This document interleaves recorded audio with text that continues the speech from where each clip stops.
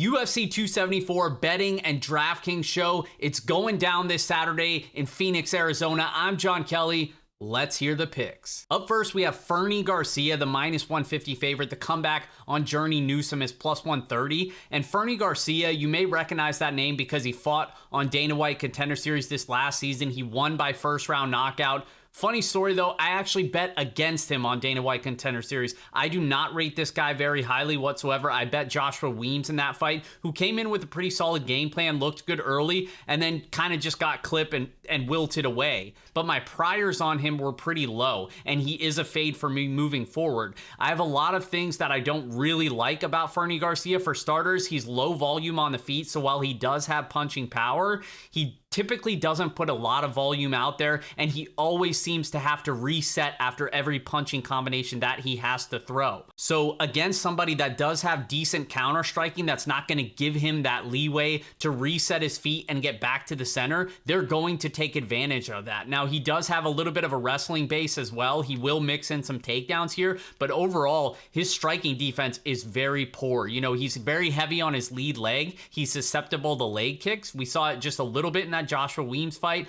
but previously on the regional scene, we've seen him actually hurt multiple times to the legs, almost finished via leg kicks as well. So Journey Newsom should be able to kick the legs basically whenever he wants here. And then on top of that, Journey Newsom is also a black belt in Brazilian Jiu-Jitsu. So if Garcia does go to the wrestling, Newsom could potentially try to catch him with something off his back as well. I don't really see a case for Garcia being a -150 favorite as a UFC debutant fighter who's a guy that I rated pretty low even on Contender Series. So I know Newsom isn't super great himself, but I do think he should probably be a small favorite in this matchup. So I am likely going to be pulling the trigger on Journey Newsom this weekend. But as far as DraftKings goes, there's just not a ton of upside for me. So on a 15 fight slate, we have a lot of options. These guys aren't really in the mix for me on DraftKings this week. Up next in the women's strawweight division, we have Lupi Godinez as a -190 favorite. The comeback on Ariane Carnelossi is +160, and I like Godinez in this matchup. For starters, she's an aggressive wrestler. She averages over 4.5 takedowns per 15 minutes. We've seen Carnelossi been out-wrestled in the past. Na Liang was able to take her down 3 times in that matchup. Godinez is actually a much better wrestler and has a better gas tank than Liang as well. So I do think the takedowns are going to be there basically as much as she wants them. But I do have a little bit of concern with Godinez, being that she's so low volume and she really has to go to the wrestling. And Carnelossi, while she struggles defensively, she doesn't move her head off the center line. She eats a lot of strikes. She's super powerful. You know, she has that Priscilla Cachoeira type game plan where she's going to eat 2 shots to give you 1 really powerful shot in return. So if a finish does materialize, I actually do think it comes from the Carnelossi side. However, I think the most likely outcome here is Godinez by decision with multiple takedowns as well. She's an okay target on DraftKings. Both sides kind of are, but again, going back to the 15 fights, we have a lot of targets this week. Neither of these females are in the core for me. So Godinez by decision is the official pick, but overall, it's just not going to be a fight that I'm heavily invested in this weekend. And up next, we have 2 more Dana White Contender Series fighters from this past season in Kleitson Rodriguez and CJ Vergara. Rodriguez, as you see, is a sizable favorite at -340. The comeback on Vergara is +270. I like Kleitson Rodriguez in this matchup, and it's kind of funny because I didn't rate him super highly coming into Contender Series. I actually bet the guy who he fought, Curtolo. I bet the other guy in that matchup, and he was one of the prospects that I think I was actually the most wrong about. You know, for starters, he's super big for the division, very top heavy and strong. He's got a lot of various kicks that he'll go to, very powerful striker and very technical. He likes to push forward, put his opponents back up against the cage, and really use that length and his various kicking attack. I do think he has significant power, and I do expect him to be the better grappler in this matchup. On the flip side, CJ Vergara, I don't rate super highly. I actually didn't expect him to win his Contender Series fight, and then he made his UFC debut on short notice against O'Day Osborne, and he looked okay in that matchup. Really, it's just the cardio for him. I believe he won the 3rd round, dropped to 29-28. decision to O'Day Osborne, but the cardio checked out over 15 minutes.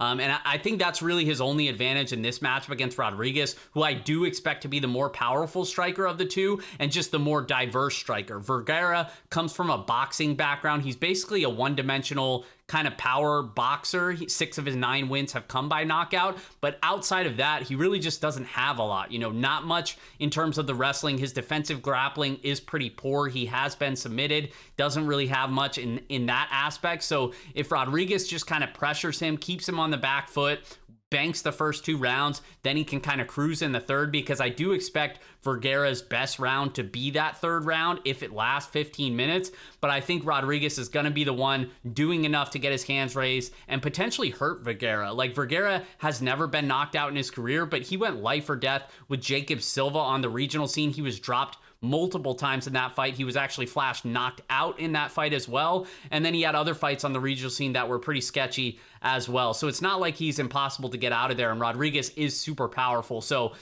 the official pick is Rodriguez by decision. I wouldn't be surprised with a knockout either way. I'm not going to completely fade Vergara just because of the cardio dynamic. I do favor him to win the third round. The price tag is kind of hefty on DraftKings. There's other expensive fighters that I prefer to him, but he's just kind of just another one of those guys that's in the mix on Saturday. Next fight up, we have Tracy Cortez, comes in as a -150 favorite. The comeback on Melissa Gatto is +125. And this is a really fun matchup because on one hand, we have a hot prospect in Tracy Cortez. She is yet to lose inside the octagon. She does have that solid wrestling base that she will go to. And then on the flip side, Melissa Gatto just seems to be really physical athlete. She does have some tricky jiu-jitsu. She's only a purple belt. It's just a purple belt, but she's super aggressive with that grappling and very tricky to deal with on the mat. So I do expect Melissa Gatto to be the more dangerous grappler of the two. And I think if Cortez repeatedly goes to those takedowns, I think she could be at risk here for, potentially an armbar. Gatto has a few of those on her record as well. And then on the feet, I expect Gatto to be the better striker of the two. Cortez does have some solid boxing, but her defense is not great. I do expect her to eat some shots, and Gatto is the more powerful athlete. She does have a strong kicking game as well. So this is a spot where I do lean with the value being on the underdog, the more physical fighter who does have more finishing upside. I think it wouldn't shock me to see Cortez bank a couple rounds with control time just because Gatto does like to play off her back. She was taken down repeatedly, both on the regional scene and at times in the UFC. So it's kind of like Gatto has to find a finish to get her hand raised here, but for that reason,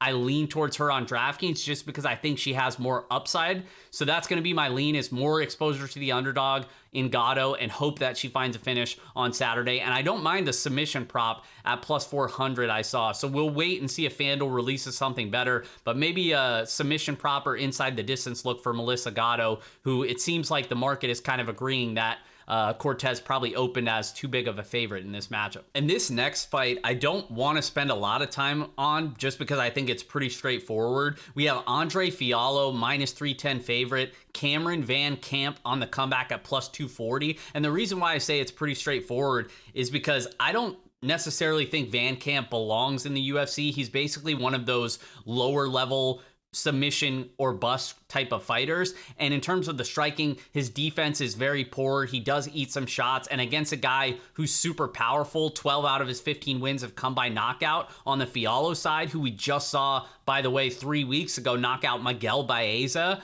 I do think he connects clean against Van Camp. I think he gets him out of there. Fiallo by knockout is the official pick, and we can move on. And next up in the heavyweight division, we have Blagoy Ivanov coming off nearly a 2-year layoff. He's a -145 favorite against Marcos Rogerio de Lima on the comeback at +125. And Blagoy Ivanov, he's coming off 2 back-to-back losses, both by split decision, and he's a guy that kind of always finds himself in very close fights because he doesn't do a ton. He's a low volume striker. He can wrestle a little bit, but he only averages about 1 takedown per 15 minutes. So it's like if there's not a finish and the fight's pretty close, he seems to always find himself in split decision type of fights.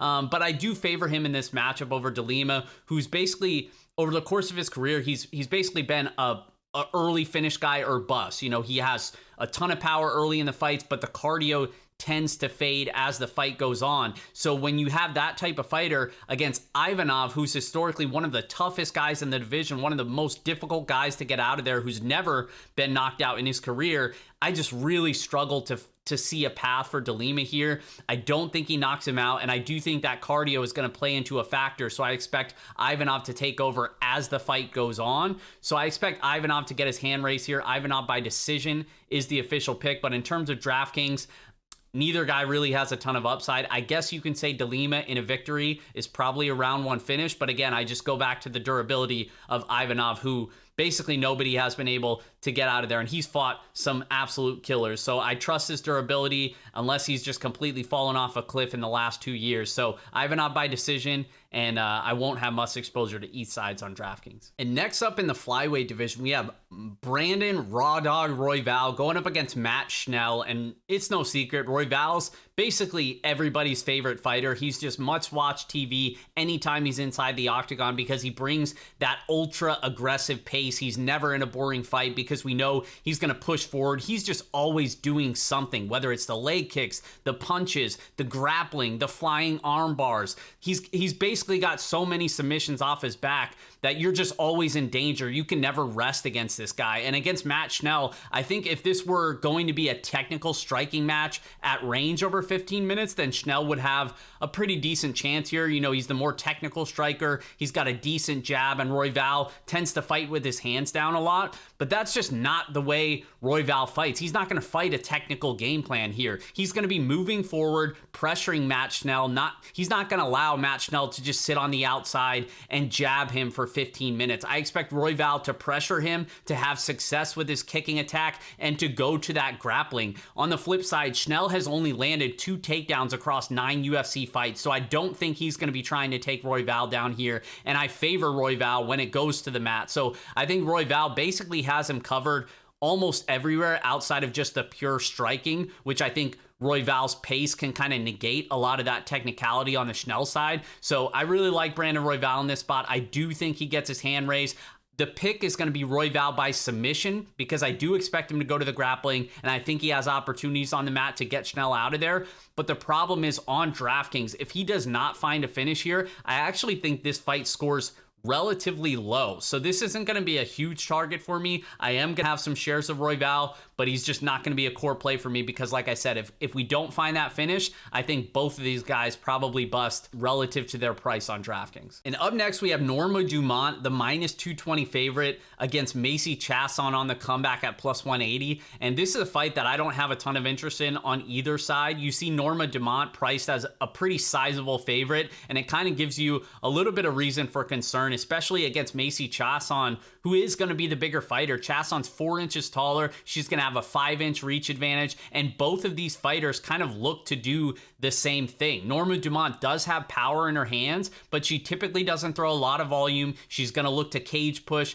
She has some grappling chops. She's a brown belt in Brazilian Jiu-Jitsu, but she's not super aggressive in getting it on the mat, or when she does get it on the mat, she's not a super big threat to finish. So against Chiasson, where Chiasson's going to look to do a lot of the same things here and is the bigger fighter, it's just kind of going to come down to who is able to implement that game plan more successfully, and I just don't have a strong read. I do have a little bit of interest in Chiasson on DraftKings just because she is so cheap and she is going to be the bigger fighter that maybe can get her hand raised, but again, on a 15-fight slate, I think there's just better options up and down the card that we don't have to spend a lot of time thinking about this one. And up next in the welterweight division, we have Francisco Trinaldo, the ageless wonder who turns 44 in August, going up against Danny Roberts. This one's currently a pick'em at -110 on both sides, and I think Francisco Trinaldo is just so tough to bet against because even though we know what he's going to bring to the table and he is getting older, he still is a tough test for any opponent. He's going to be out there throwing powerful shots, but not a ton of volume. He's going to look to cage push a little bit, maybe go to the wrestling. And then on the flip side, Danny Roberts, he's going to have a length advantage here. He's got a 4-inch reach advantage. I just don't think it's going to play too much of a role in this matchup. I think both guys are going to be looking to cage push a little bit and defensively have to grapple. I favor the strength and physicality of Trinaldo because I just think the durability of Roberts is just a red flag for me. He's been finished in all 5 of his career losses. Historically, he's just not somebody that you can trust. And I could just see this being another fight where Trinaldo does his usual song and dance, and it's a close fight, and he ends up, getting a takedown late or something like that. He does just enough to get his hand raised. So even at the age of 43, I do think Masaren Duba gets his hand raised on Saturday. And up next, our featured fight on the prelims is going to be Chaos Williams going up against Randy Brown. This one's in the welterweight division, and I honestly am expecting fireworks on both sides. I do think Chaos Williams is a guy that I've probably not given enough respect to. I've tried to fade him a couple times in the past. He's 4-1 in the UFC. And look, we know the punching power is obvious. He has a ton of knockouts to his record. But outside of that, I still have some concerns with his defensive grappling and his cardio as well. I don't know if Randy Brown is going to be able to walk through that fire and take advantage of those weaknesses. Randy Brown is a guy who has been knocked out twice in his career and honestly doesn't react super well to getting hit, right? And it's against a guy who is powerful like Chaos Williams here. And both guys, I expect to land some pretty big shots here. I think I lean the Chaos Williams side just because I think he's a little bit more powerful and I trust his durability just a little bit more. So the pick is Chaos Williams by knockout, and he's my preferred play on DraftKings, but I am expecting a finish on this fight either way, making it a good target on DraftKings this week. And before we move on to the main card, guys, please do me a favor, hit that like button and hit that subscribe button as I continue to bring more UFC content to YouTube each and every week. I definitely appreciate it, guys. It takes 2 seconds and it goes a long way in helping me out. And kicking off the main card, we have 2 legends of the sport in Donald Cerrone and Joe Lauzon. Cerrone comes in as a -175 favorite, Lauzon on the comeback at +150. And this one is like, and there's a couple on the main card here where it really makes you question, who's more washed at this stage in their career. Donald Cerrone is 0-5-1 over his last 6 fights. So you see him come in as a favorite here, and it's definitely concerning. But then on the flip side, Joe Lauzon is a guy who honestly looked to be at the tail end of his career. People were thinking and hoping he would hang it up a couple years ago. He comes back, takes what we thought would be his last fight in Boston, gets a first-round TKO finish over Jonathan Pierce, which was obviously a great moment for him. Now he's coming off a 2.5-year layoff, and it's just really concerning. Both of these guys have been knocked out a combined 14 times in their career. So either guy can just get randomly finished here and randomly knocked out. But I do still favor the Cerrone side, as funny as that is, just because Lauzon is going to come at him fast. He's going to come at him early. But unless he's able to knock out Cerrone, that's really been his biggest issue in terms of the durability. And it's not like he's been being finished by a bunch of bums. Like, he's fought some pretty decent finishers. Obviously he lost to Conor McGregor. He's lost to some of the top guys, but then the Alex Morono one is where you're like, you start to get a little concerned there. But I do think Cerrone is probably okay here. I do think he withstands the early storm and gets his hand raised. I expect, it's kind of funny because I think either guy could be finished, but I actually expect this to be like one of those sloppy fights where there's a couple near finishes and then it ends up going to decision. So the pick is Cerrone by decision here. I just think he's the better minute winner. So I expect Cerrone to have the striking advantage. Lauzon has to rely on that grappling, and Cerrone's just historically very difficult to out grapple and to submit. So I'd be surprised if Lauzon had any success really doing that. So the pick is Cerrone here. I guess he's my preferred play on DraftKings as well, but the price is making me hesitate just because if it does go to decision, I'm not really expecting either guy to score too great. So it's just another one that kind of falls in that bucket where we're going to have some exposure to it, but we're not going crazy. And if this is going to be a popular fight to target because if people are expecting a finish here, the under 2.5 rounds is -175.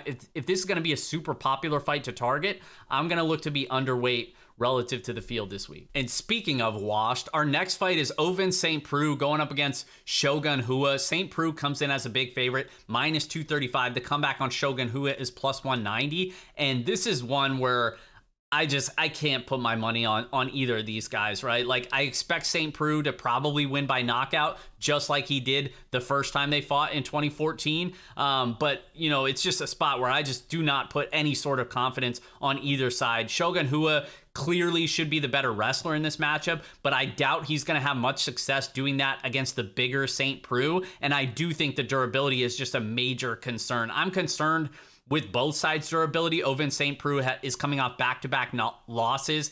Last time he struggled with the cut down to 205. So I do have some concerns with him being a big favorite here, but I just have more concerns on the Shogun Hua side, right? Like, he's been knocked out 6 times in his career. He's coming off a 1.5-year layoff since getting knocked out by Paul Craig. And I just kind of think the first real punch that St. Preux lands here has a chance to really hurt Hua and potentially get him out of there. So the pick is going to be St. Preux by knockout, but I do not have any sort of confidence on this fight. This is probably one of my least confident reads on the entire card, just because there's such a wide range of outcomes on both sides because of all of those risk that I mentioned. So the pick is going to be St. Preux by knockout, but I'm really going to be careful with my DraftKings exposure on either side this week. And here is where things start to get very good with our last 3 fights of the pay-per-view. We have Michael Chandler going up against Tony Ferguson. Chandler, the big favorite at -380. The comeback on Tony Ferguson is +290.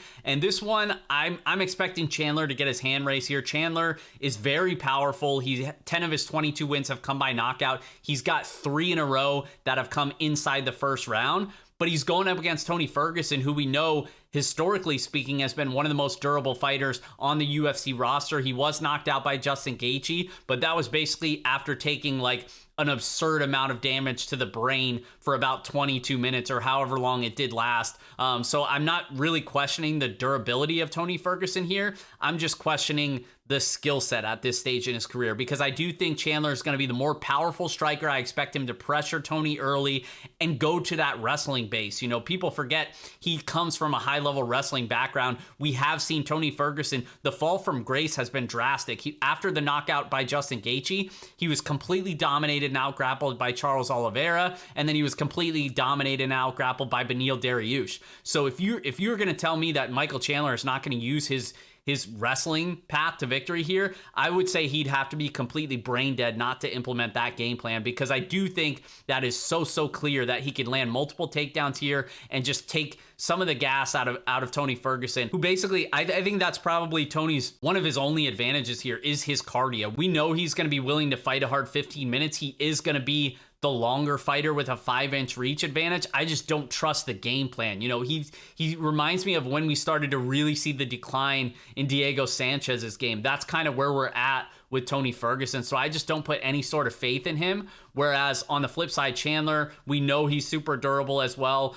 He has been knocked out multiple times, but seeing him go to war with Justin Gaethje like he did and power through some of that, I'm not really questioning his heart or his durability as well. So it's just a spot where I think Ferguson would probably have to finish to get his hand raised here, and I just don't think he finishes him. So Michael Chandler, I think, can win by knockout or a wrestle-heavy decision, which makes him a pretty safe play for me on DraftKings in a fight that I think should score well either way. So I like Chandler this week. I think he gets it done on Saturday. Which brings us to our first of 2 title fights in the women's strawweight division. We have Thug Rose Namajunas going up against Carla Esparza. They both fought back in 2014 on The Ultimate Fighter. It was 8 years ago, so we can't take too much away from that fight. But Carla Esparza should still be the better wrestler in this matchup. Rose Namajunas defends around 50% in the UFC, and she was most recently taken down 5 times by Weili Zhang in her last fight. I do expect Carla to land multiple takedowns in this fight. It's just a matter of how many she can land and if she can avoid getting submitted on the mat, because I do think Rose Namajunas is one of the more dangerous grapplers in the division. And then in terms of the striking, I think Thug Rose is going to have a massive striking advantage. So I do see clear value in Carla Esparza as the underdog, just because I think the multiple takedowns are so clear to me. However, there is some risk here, just because if she gets stuck on the feet, I do expect her to eat some pretty big shots from Rose. I think Rose could potentially knock her out. She could potentially find a finish on the mat as well with a submission, but I still kind of leaned with the underdog in Esparza, just because if she can avoid getting finished, I think she's going to land multiple takedowns. I think she can bank some control time, especially as the fight goes on. You know, Thug Rose is going to be fishing for submissions off her back. She can be controlled on the mat as well. So if Esparza could really just lean on that wrestling and repeatedly go to it, I certainly think she's a live underdog in this spot. I'm probably going to end up betting her here. I'm likely going to bet her in the +180 range where she's at right now. And I do think she's probably going to be one of the more popular plays on DraftKings just because we have a fight that may be going 25 minutes and she has a clear wrestling path to victory. So she should score well, even in a loss, if no other underdogs come through. So I think the value's clearly on Carla Esparza here, but I'm not ignoring the finishing upside of Thug Rose. So this should be an awesome fight. I lean Esparza. I'm going to favor Esparza on DraftKings, and we'll see how that works out for me on Saturday. Which brings us to our main event for the lightweight strap. We have Bronx Oliveira coming in as a sizable favorite, minus 195. The comeback on Justin Gaethje is plus 165, and I'm just so excited for this fight. I like both guys a lot.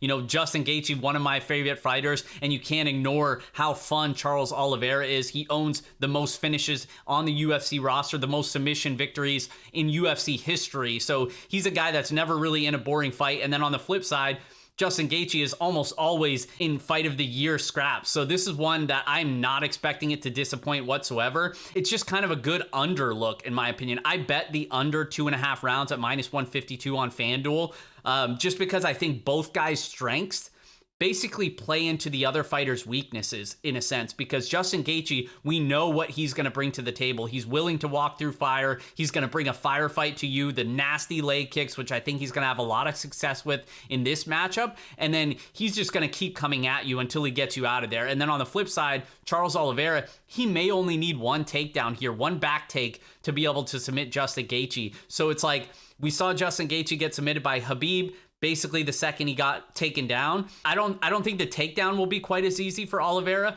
but I do think if he gets him down, the submission threat could be just as likely here. So Gaethje needs to keep this fight on the feet, use that wrestling background to keep this fight standing and potentially hurt Charles Oliveira. And I think that's a real path to victory here. We've seen Oliveira knocked out multiple times. He's been wobbled in basically all of his recent fights. We saw Michael Chandler nearly get him out of there. Other refs may have stopped that fight. We saw Dustin Poirier drop him as well. He's getting hurt early in most of his fights. And if you do that against Justin Gaethje, I just think Gaethje smells blood in the water. He's going for the kill. So I like Justin Gaethje. I think there's value on Justin Gaethje on the money line, which is where I backed him on FanDuel at plus 152.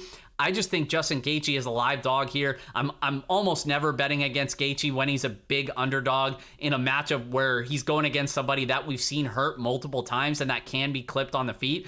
So I think Gaethje by knockout is the way I'm leaning here. Obviously, it's a great fight to target on DraftKings. If you have 10 lineups, I would probably go 6 Gaethje, 4 Oliveira, because the submission is so likely if he does initiate that grappling, if he can get it to the mat. So I just really like the under spot. And like I said, I'm backing the underdog as well in Justin Gaethje. And the last thing I'll add is on a 15 fight slate on DraftKings, we don't see this big of a slate very often. And when we do see it, ownership is just naturally going to be more spread out. So if you do have a strong read on a fight, like for instance, the main event, I'm going to look to be heavier on Justin Gaethje than I think the field will be. I'm willing to push that angle just a little bit more because just in general, these guys aren't going to be as owned as they would be on a full 15 fight slate. And of course, the main event is always going to be owned either way, so maybe that's not the right example, but you know what I mean. And for those that don't know, my website, fightnumbers.com, has multiple DFS and betting tools. It's all completely free, so go check that out, fightnumbers.com. And I'll have my underdog fantasy video posted to my YouTube channel as well by tomorrow evening. And I'm going to be doing a fun giveaway on my Twitter at Jon Kelly DFS. So keep an eye out for that either tomorrow or Friday, or maybe I'll do a couple if I'm feeling kind of crazy if the first one goes well. So keep an eye out that. A lot of value that I'm going to be giving out in terms of the DraftKings contest. We have another thing by Thrive Fantasy going on. So just keep an eye out at Jon Kelly DFS. I'll be sure to tweet out a couple things that I think you guys will enjoy. So good luck, guys. We'll see you next time. Best of luck on Saturday.